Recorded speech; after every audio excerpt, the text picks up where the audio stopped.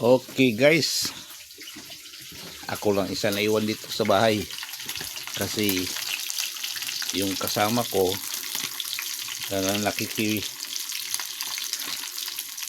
birthday doon sa birthday kasi ng ano namin dito yung Kura Paroko. At hindi nga ako pumunta doon, misis ko na lang pumunta, sama lang pinsan ko, tinawagan ng pinsan ko, ayun, ako na lang mag-isa kumain.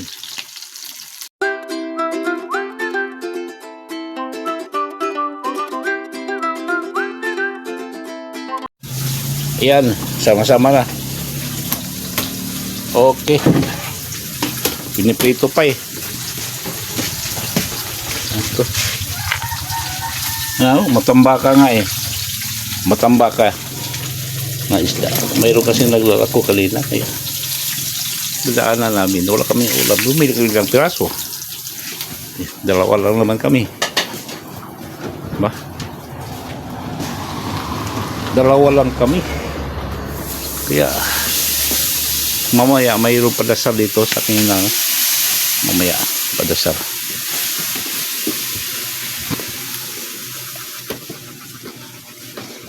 Okay, ayan piniprito ng misis ko dahil ewan ko, lalagyan daw niya ng gata paano to, ilang piraso lang, dalawa lang naman kami. Ngayon ang gagawin ko, ihanda ko na lang yung mga ingredient. Yan. Lalagyan pala ng gulay. Yan sari-sari. Talong. Ngayon may kukumama, fresh gata. Gagataan nga niya Hindi ko alam Kaya siya nang bahala dito. Basta hahanda ko na lang yung mga ingredient. Ayan.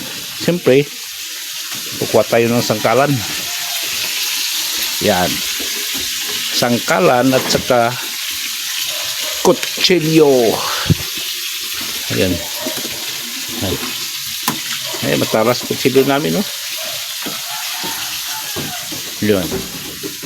Diyan. Ano?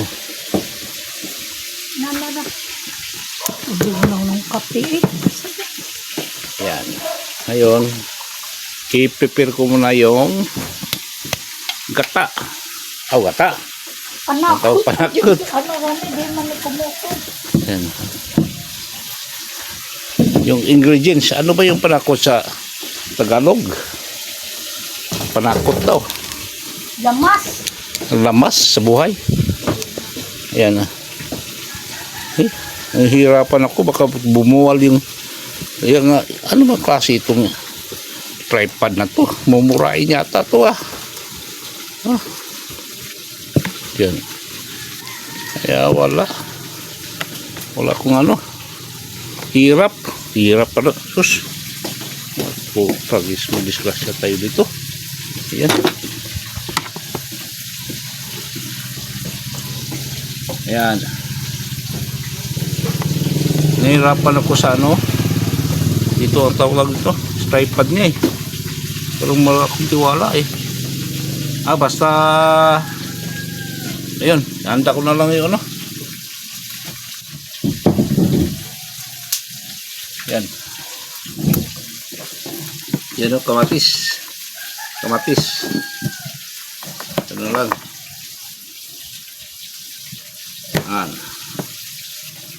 pakita ko na sa inyo maya pag katapos, dahil di nakita sa kamera hindi makita sa kamera hanggang ngayon. Ito onion, bawang, sibuyas,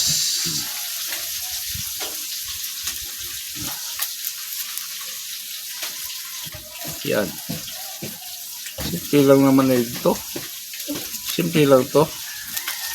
Gagatain. Ayun, panong sistema to. Piprito niya muna. Tapos Yun nga. Iba rin klase ito. Gata. Aray ko, simple. Aray ko daw. Sabi, tumarsik yung ano. Sige lang. Oil. Ganun talaga. Saka, yung isda namin parang matambaka yata. Matambaka. Tangkay. Oh, tamaan ng agtan niya. Laputan. Yung ano tawag to. Yung noo niya, natamaan ang talansik ng ano. Sakit sa mata. Kita. Bakit manirapan tayo dito? Dalawa na tayo. Simple-simple lang po tayo. Simple lang po tayo. Parang nahirapan kami. Yan ha. Prepare ko. Yan. Bumagsak. Pasaka mo ba? Bumagsak ang ano namin. Naghanap pa nga ako ng ano. Walang iya talaga itong ano. Kanang taas niya ito. Hello guys. Ito. Kain na kami. Yung pinakita ko sa inyo kanina. Ito na. Luto na. At kakain na kami. Tanghalian. Ayan na. Ha? Ha? Sarap. Yung gata, yung isda na matambaka, ginataan namin. Yung luto dito, misis. Okay. Kain na kayo din. Yan, hindi makita yung ano namin dahil walang magandang anggulo. Bala kayo mag ano. Sabi na po. Yan. Laro.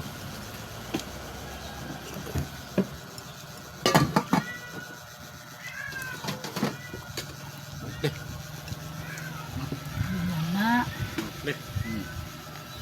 Okay.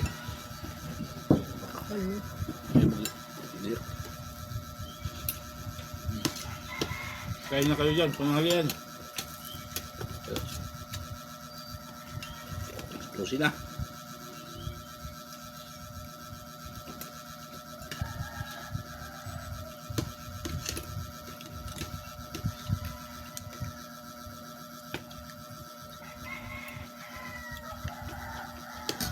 Guys, payo ko lang sa inyo ha. Mag-away-away yung kamag-anak nyo. Itahay, iwasan nyo yan. Dahil kung pagdating sa emerhensya, wala ka ibang tatakbuhan kundi kapitbahay mo na rin. Walang nangyayari dito ha. Sinasabi ko lang yan. Kasi yan ang sinabi ng pari kanina. Yung away ni Solomon at David, ano ba yun? Israel. Kapit bansa. Ngayon, sinulong na ano, nahirapan. Kasi kaway yung ano. Katulad din ng tao yan. Ganoon din. Yan ang ibig sabihin ng sa ano, sa Biblia. Dapat magkakaisa. Ano lang yun eh. Pero totoo nangyari yun yung Israel ah. Totoo nangyari yun. Ganon din nangyari sa atin. Mga tao.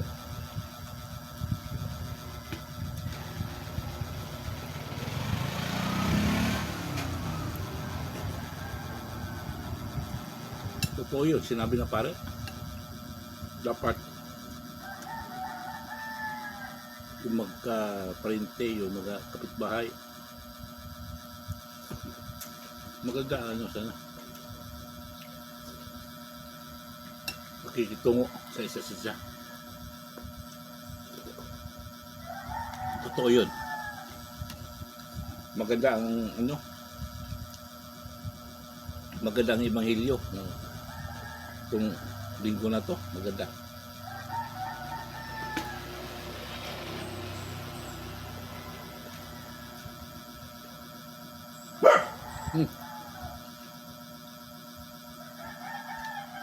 Lagi naman yung sinasabi yung dapat magmamahalan yung mga kapatid, kamag-anak, mga kapitbahay. pagdating sa emergency. Kaya ibang matatakbuhan. Kahit sa sinasabi yan, kahit dito sa barangay namin. May kaso, magkalaban yung kapitbahay sa bayan namin. Normal yan. Totoo yan. Ang Israel, Israel ba yun? Tapos maliit, ano ba yun? Parang kung masyadong naitindihan ko niya, basta yun ang naitindihan ko. Nakalagay sa Biblia.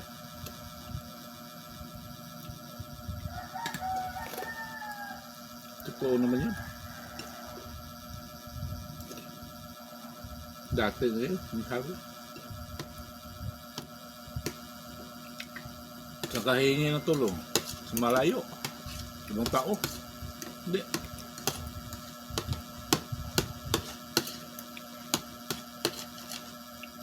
Isipin nyo, tama ba ako? Hindi.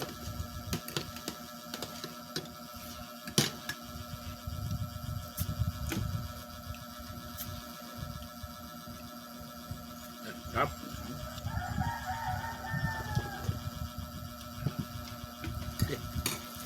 Ano pa? Ayun, sabaw pa? Oh. Sabaw pa. Masarap. Yes. Oh, tapos na. Tapos nang kumain yung kasama ko, hindi pa. Mabilis kasi akong kumain. Tingnan mo. Yan. Parang yurak ng ano. May kanin pa, may buto-buto. Mabilis. Okay. At yura. Sarap. Pinapawisan ako. Sarap ang sabaw namin kahit ganito lang. Isda. Basta may gata, pawisan kami. Solve na. Okay.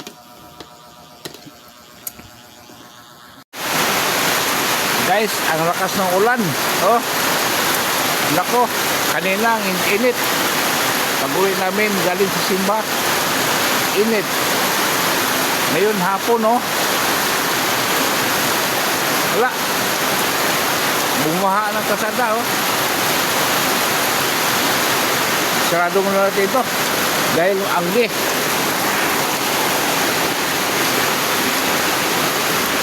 Anggi. Oh.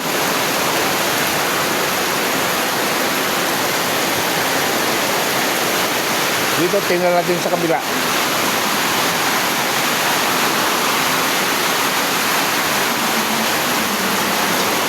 Ayun, no? Ang lakas ng kaluskos, ingay. Ayan. Kanina, habang kami ay nagsasamba, kali umaga, mainit. Di ba nakita natin sa video, mainit. Nasa simbahan kami. Ngayon, no, bumuhos ang lakas na ulan. Ayan. Nako. Ang tanong, wala bang bagyo paparating? Baha na naman ang kalsada doon. Nakita natin bumaha ang kalsada.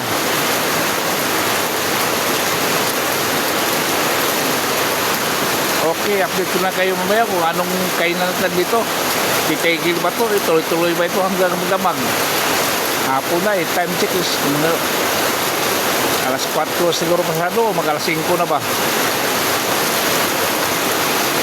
Okay.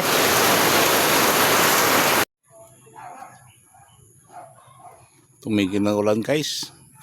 At medyo madilim na. Ilawan natin muna natin ang barangay hall.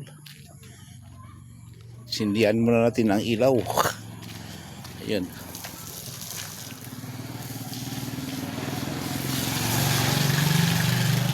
Madilim na. Kanina malakas ng ulan. Ayan.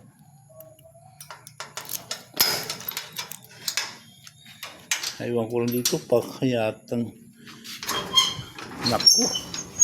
Pumasok na naman siguro ang tubig. Nako. Walang hiya. Nako. Sabi ko nga ba eh. Huh? Yan. Parang. Nako.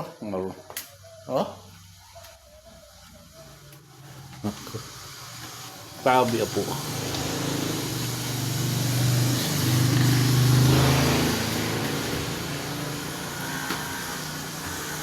Sabi po. Yan. Pumasok ng ano. Tubig, baha.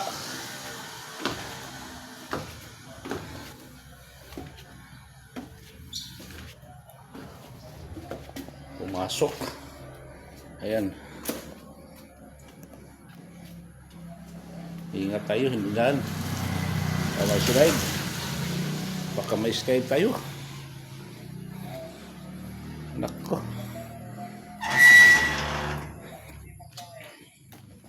Yan.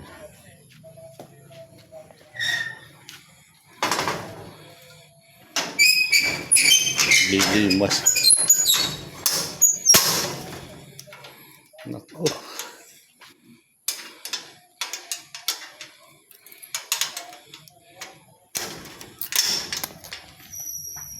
Binaha. Okay.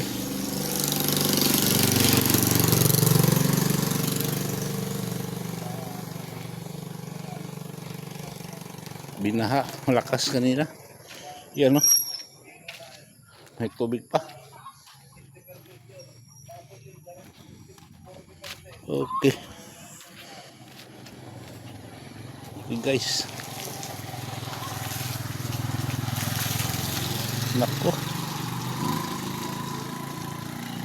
Ayan. May ilaw na. Sinindihan natin. Nahihiya ako eh.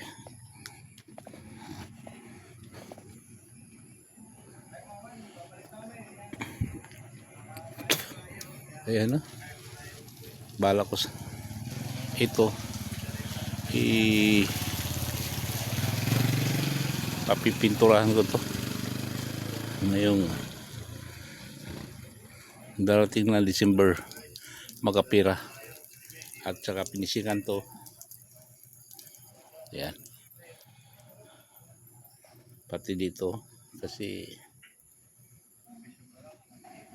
pintura yan, pipinturahan. Okay guys. Okay guys. Ako lang isa na iwan dito sa bahay. Kasi yung kasama ko na nakiki birthday. Andun sa birthday kasi ng ano namin dito yung Kura Paroko. At hindi na ako pumunta doon. Misis ko na lang pumunta. Sama lang pinsan ko. Tinawagan ng pinsan ko. Ayun. Ako na lang mag-isa kumain. Ininit ko pa yung pinirito ng isda. At saka ito. May konting sabaw.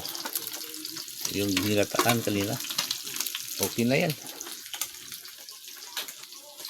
Okay. At saka kanin. Ayan. Okay. Adobo. Sige. Okay guys. Ito hapunan ko. Sabaw. Inataan. Pinirito isda. Yun lang. Nag-isa lang ako kasi yung misis ko nandun sa birthday. Ano na. Kasama yung pinsan ko. Nandun sa kumbento. Okay. Kain muna ako.